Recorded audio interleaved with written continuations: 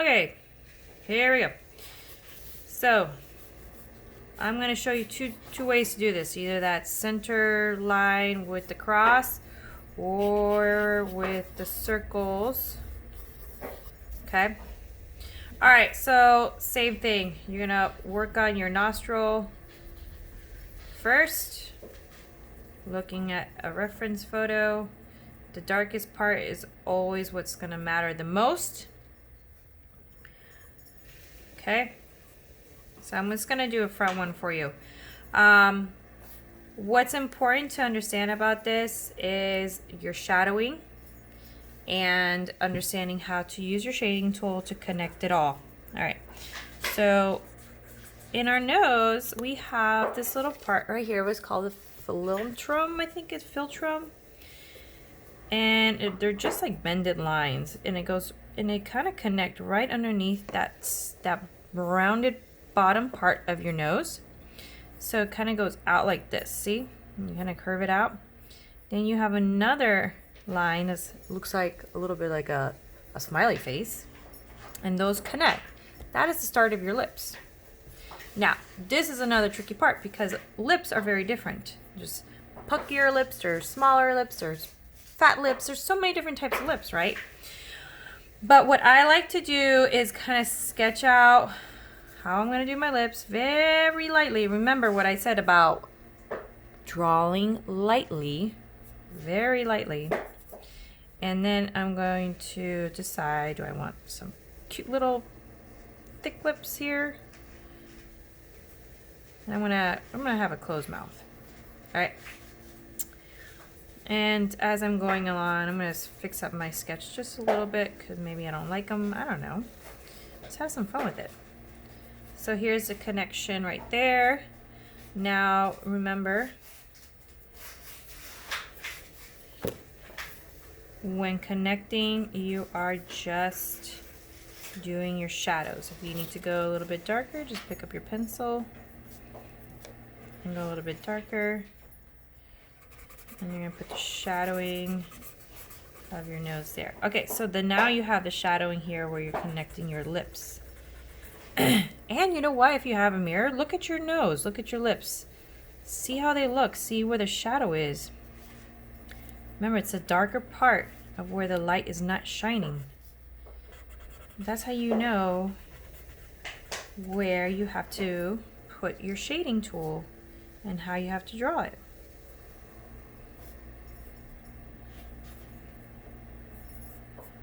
These are just basic lines. You got vertical lines, you got horizontal lines, you got bended lines, you got almost like zigzag lines right here because your lips have these creases.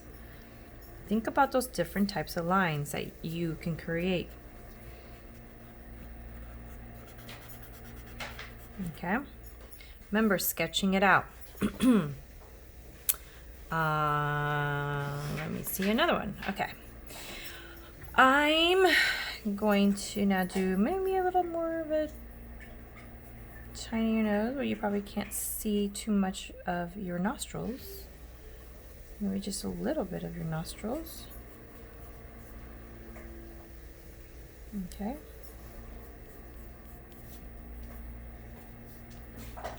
Same thing.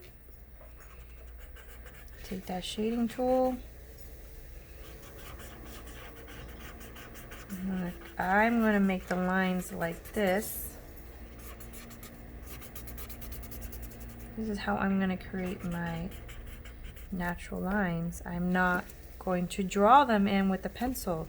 I'm using my shading tool, and as you can see, look how nice it's starting to turn out, real natural. I'm going to use my shading tool to create those lines. I'm not using my pencil. It's supposed to be just a shadow. If you need more graphite on your shading tool, no big deal. Just draw back in that area. Go over with your shading tool and you have a little bit more graphite on your pencil. Or just color here to the side. You see that? Color here to the side. Go over with your shading tool and you have more graphite on your shading tool. That's totally fine.